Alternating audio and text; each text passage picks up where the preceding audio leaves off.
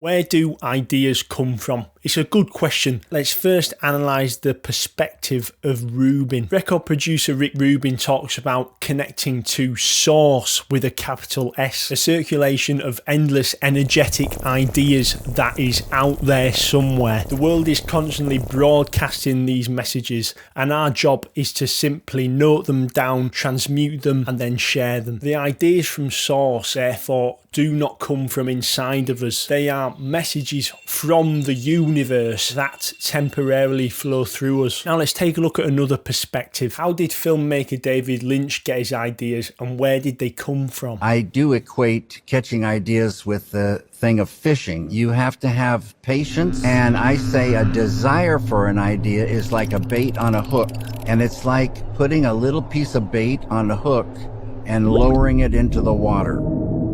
And then you don't know when they're going to come or what will trigger them.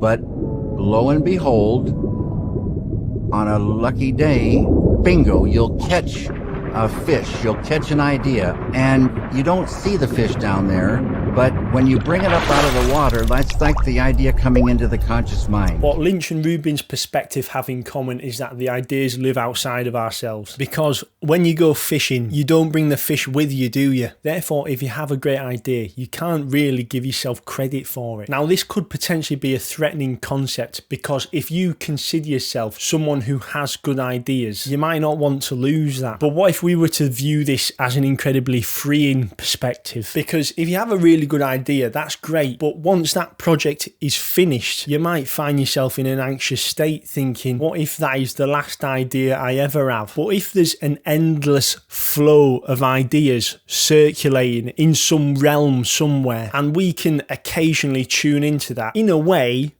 do you know, for instance, every idea that anyone's ever had?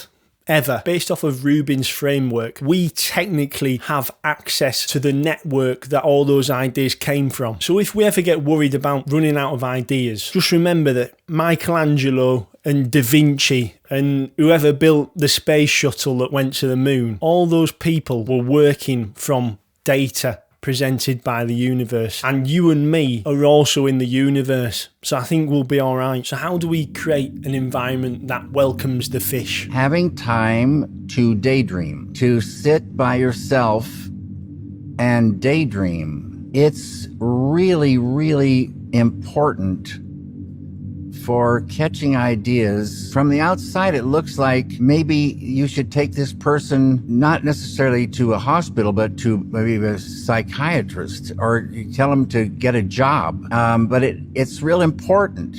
It looks like you're doing nothing, but what you're doing is so important for catching ideas. To have that time to sink into daydreaming, because it can go deeper and deeper, and you can catch things that you can't catch in any other way. In this world today, people don't have a lot of time to daydream. So time for daydreaming is sparse. But I also think, analysing my day, it's full of missed opportunities. If I'm on my phone, on the train, instead of gazing out the window, that's a missed opportunity. If I'm scrolling in between sets at the gym, instead of just...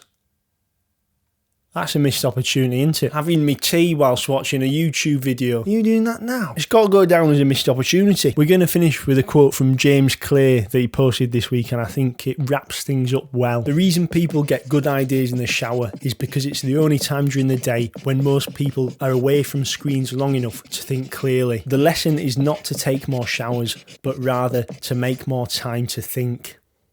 I'll see you by the pond.